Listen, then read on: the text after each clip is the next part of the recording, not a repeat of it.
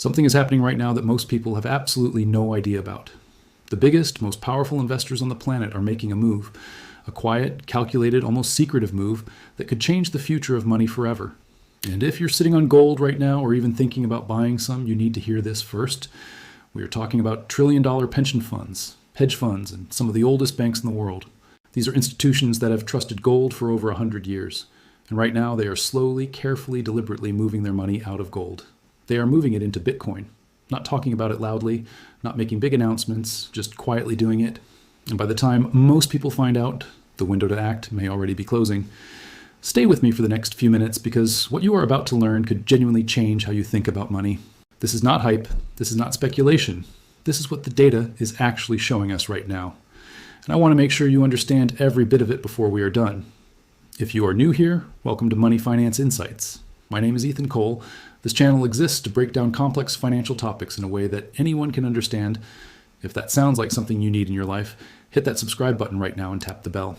That way you never miss a video like this one. And if you are already part of the community, thank you for being here. Now let us get into the story, because this is genuinely one of the most fascinating financial shifts of our generation. To understand what is happening right now, we need to go back, way back. Gold has been the ultimate store of value for thousands of years. Ancient Egyptians used it. Roman emperors stockpiled it. Every civilization that ever wanted to preserve wealth turned to gold. And the logic made perfect sense. Gold is rare. It cannot be printed by a government. It does not rust or decay. It has no counterparty risk, meaning no one can default on it. For most of human history, gold was the answer whenever people asked, how do I protect my wealth? And even in the modern era, that belief held strong. During the 2008 financial crisis, gold prices skyrocketed as investors panicked and ran toward safety. Pension funds held it. Central banks stockpiled it.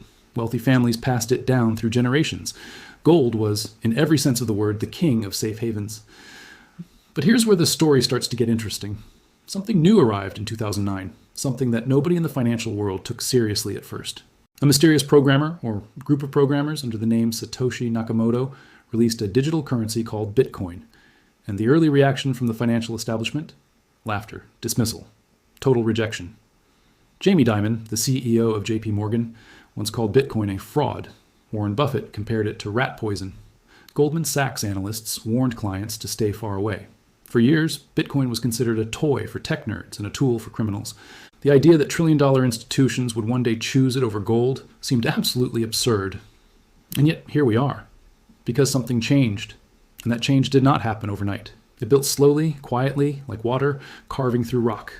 Let me walk you through exactly how this shift happened, and why the smartest money in the world is now paying attention. The first thing you have to understand is what institutional investors actually care about. They do not care about excitement. They do not care about hype. They care about two things above everything else.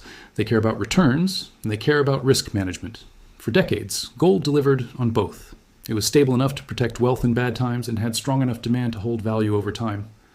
But starting around 2020, something fundamental began to shift in how institutions measured those two things. And it began with a problem that gold has always had, but that nobody really talked about. Gold is heavy, literally and figuratively.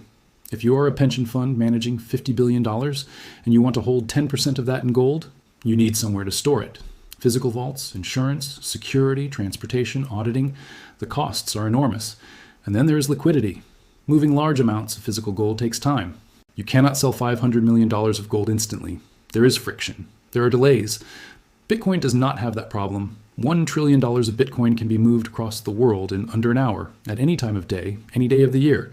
No vaults, no security guards, no insurance premiums, just code and cryptography. And for institutions managing enormous sums of money across global portfolios, that difference is not small, it is massive. But storage and liquidity were just the beginning. The deeper shift was about something more fundamental. It was about scarcity. Now you might say, wait, gold is scarce, that is the whole point. And you would be right. But here's what most people do not understand about gold's scarcity. We do not actually know how much gold is in the earth. Geologists estimate there is still a significant amount left to mine. Every year, miners pull roughly 3,000 tons of gold out of the ground. That new supply adds to the total above-ground stock and applies constant, steady pressure to the price. It is not a crisis, but it is a permanent, ongoing dilution of scarcity. Bitcoin is different in a way that is almost shockingly elegant. There will only ever be 21 million Bitcoin. That number is written into the code. Nobody can change it. No government, no company, no programmer. And approximately every 4 years, an event called the halving cuts the rate of new Bitcoin creation in half. This means, over time, Bitcoin becomes harder and harder to create. The scarcity is not just real, it is mathematically guaranteed and accelerating. And institutions, the people who think in decades and centuries, started to notice this. They started asking a question that changed everything. If we need a store of value for the next 50 years, which asset has more guaranteed scarcity, gold or Bitcoin? And more of them are arriving at the same uncomfortable answer. Now here is where it gets really interesting. And this is the part most people miss entirely. The shift away from gold toward Bitcoin did not start with small investors chasing trends. It started at the institutional level, with the big players, the ones who move markets. And it started in a very specific, very traceable way. In October 2021, the first Bitcoin futures ETF launched in the United States. Within 2 days, it became one of the most traded new ETFs in Wall Street history. Billions of dollars poured in almost immediately. This was not retail investors clicking buy on their phones. This was institutions finally getting a regulated, familiar vehicle to gain Bitcoin exposure. And then came January 2024, the moment that changed everything. The SEC approved the first spot Bitcoin ETFs in the United States. Within weeks, products from BlackRock, Fidelity, and other major asset managers launched. And the inflows were staggering. We are talking about billions of dollars flowing in within the first few days. BlackRock's Bitcoin ETF became one of the fastest ETFs to reach $10 billion in assets in the entire history of ETFs. Let that sink in for a moment. And one of the most powerful asset managers on the planet, a company that manages over $10 trillion, launched a Bitcoin product. And investors around the world rushed to buy it. This was not a coincidence. This was not luck. This was the signal that institutions had been quietly building toward for years. And here is what makes it even more telling. As Bitcoin ETF inflows were exploding in early 2024, analysts started noticing something strange in the gold market. Gold-backed ETF outflows were quietly accelerating. Money was leaving gold, not in a panic, not dramatically, but steadily, consistently, in a direction that only made sense if you understood where it was going. It was going to Bitcoin. Some analysts started calling it the Great Rotation, capital rotating out of the old safe haven and into the new one. And once you see it, you cannot unsee it. But wait, you might be thinking, is Bitcoin not incredibly volatile? Is it not risky? That is a fair question. And it is the exact question that institutions asked before they made this move. Here's how they answered it. Yes, Bitcoin is volatile. Its price swings can be dramatic and rapid.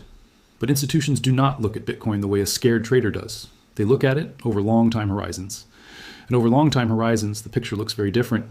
From 2013 to 2024, Bitcoin went from under $100 to over $60,000. There were massive crashes along the way. Brutal, gut-wrenching drops of 50, 60, even 80%. But every single time, Bitcoin recovered and then surpassed its previous highs. Gold over the same period, comparatively flat, reliable, safe, but flat. For institutions trying to generate returns for pension holders and endowment beneficiaries, flat is not good enough. They need growth. And Bitcoin, despite its volatility, has delivered more growth than almost any other asset in human history over a 10-year span. Now here's a concept called the Sharpe ratio that institutions love. It measures return relative to risk. The higher the number, the better the return you're getting for the amount of risk you're taking.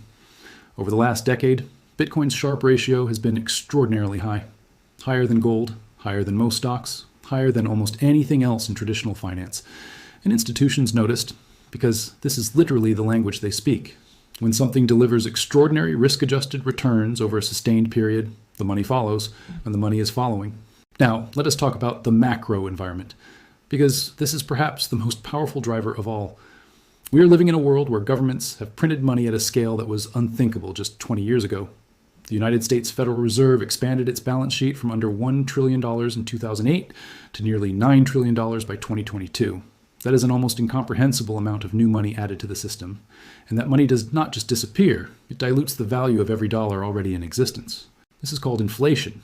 And over time, inflation silently destroys wealth.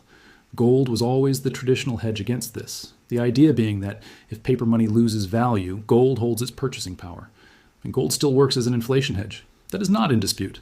But here's the thing. Bitcoin works better, at least according to an increasing number of institutional analysts. The reason comes back to scarcity. Gold's supply grows every year. Bitcoin's supply growth slows every 4 years. In a world of endless money printing, an asset with absolute scarcity becomes more valuable, not less. And institutional investors, managing trillions of dollars in a low-yield, high-inflation world, have started doing the math. A small allocation to Bitcoin, even as a hedge, can dramatically change the performance profile of a large portfolio. Paul Tudor Jones, one of the most respected macro investors in the world, said publicly that he bought Bitcoin as a hedge against inflation. He compared it to gold in the 1970s, right before gold went on a historic run. That kind of comparison from that kind of investor does not go unnoticed in institutional circles. Let us also talk about the generational shift happening inside these institutions right now, because this is a factor that does not get enough attention. The people who run the investment committees, the chief investment officers, the portfolio managers making the calls on where to allocate trillions of dollars, they are getting younger. And the younger generation grew up with technology. They understand Bitcoin not as a foreign concept, but as a logical evolution of money. They're not afraid of digital assets the way the previous generation was. And as these younger professionals rise to positions of power inside banks, hedge funds, and asset managers, their comfort with Bitcoin is showing up in allocation decisions. This is a slow-moving but unstoppable cultural shift inside the institutions that manage the world's wealth. And it is accelerating. There is also the competitive pressure factor. If your rival hedge fund starts allocating to Bitcoin and generates 30% returns while you sat on the sidelines, your investors will start asking hard questions. Nobody wants to be the last one to understand a major paradigm shift. So even the skeptics are being pushed toward Bitcoin by the simple competitive dynamics of money management. The fear of missing out is real in institutional finance. It just operates more quietly and more deliberately than it does in retail trading. Now I want to share something that I think is genuinely underreported. Central banks around the world have been buying gold aggressively for the past several years. China, Russia, Turkey, Poland. They have been loading up on gold at historic rates. And the conventional wisdom is that this means gold is still king. If central banks want it, it must be the best safe haven. But here's the part of the story most people do not tell you. Why are central banks buying gold so aggressively right now? Because they are trying to reduce their dependence on the US dollar. They are trying to diversify away from a single currency controlled by a single government. They want assets that no one country controls, assets with sovereignty. And here is the fascinating paradox. Bitcoin fits that description even better than gold does. Bitcoin is completely outside the control of any government, any central bank, any single country.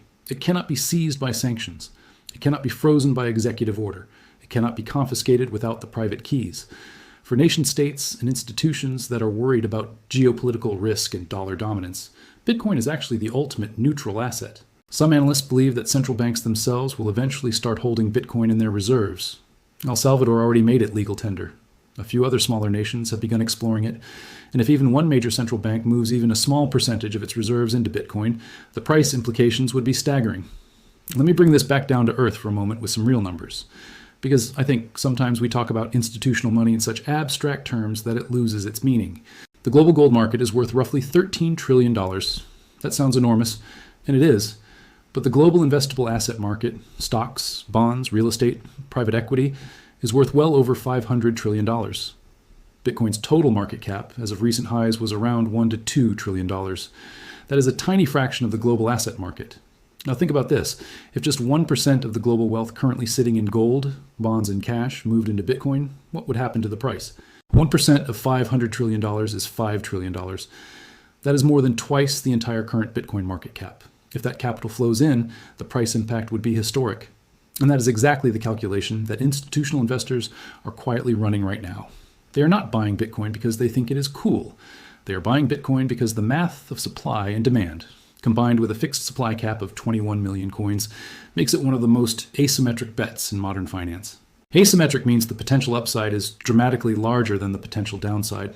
And in the world of institutional portfolio management, asymmetric opportunities are the holy grail. Now here's something that I find genuinely fascinating about this whole story.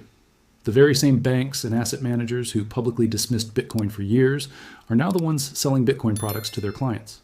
JPMorgan, the bank whose CEO once called Bitcoin a fraud, now offers Bitcoin exposure to its wealth management clients. Goldman Sachs now has a cryptocurrency trading desk.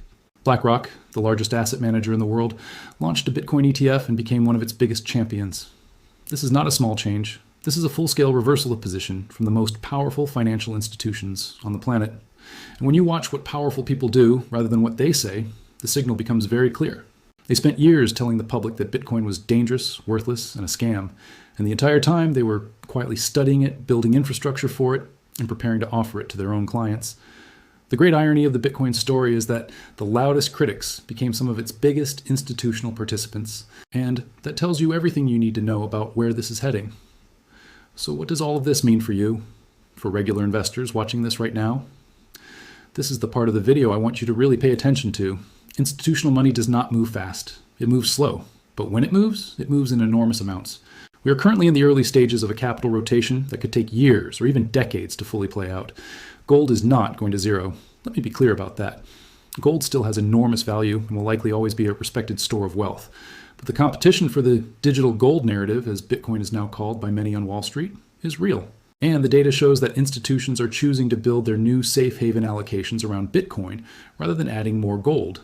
That does not mean every investor should immediately sell all their gold and buy Bitcoin.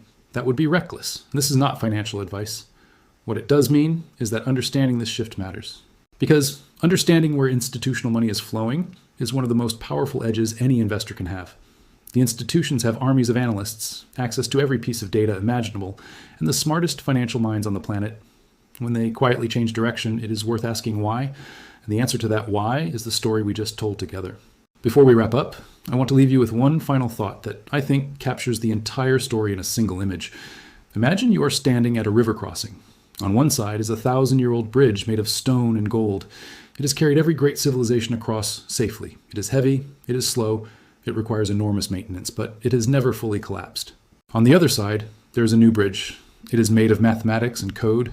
It is lighter, faster, and accessible from anywhere in the world instantly. It is still being tested. It has had some shaky moments in its young life. But the engineers who have studied both bridges most carefully, the ones with the most resources and the deepest knowledge, are quietly rerouting their traffic to the new one. Not all at once, not dramatically, just quietly, carefully, and with great intention. That is what is happening in global finance right now. And now you know the story that most people will not hear until much later. I want to hear from you right now. Drop a comment below and tell me this. Do you think Bitcoin will eventually overtake gold as the world's #1 store of value? Or do you believe gold is timeless and Bitcoin is just a trend? There is no wrong answer here. This is a genuine debate happening at the highest levels of global finance, and I want to know where you stand. If this video gave you a new perspective or taught you something you did not know, share it with someone who needs to hear it. Because the people who understand where money is flowing have a real advantage over those who do not. And sharing knowledge like this is one of the best things you can do for the people you care about. If you're not yet subscribed to Money Finance Insights, now is the time.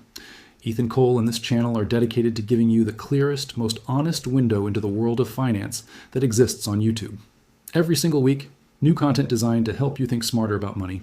Hit subscribe, hit the bell, and become part of a community that takes this seriously. And as we close out today, I want you to sit with something for just a moment. We are living through one of the most extraordinary financial transitions in human history.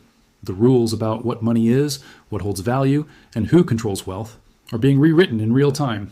Most people will not understand what happened until years from now, when the shift is already complete. But you just spent the last 20 minutes learning the story from the inside.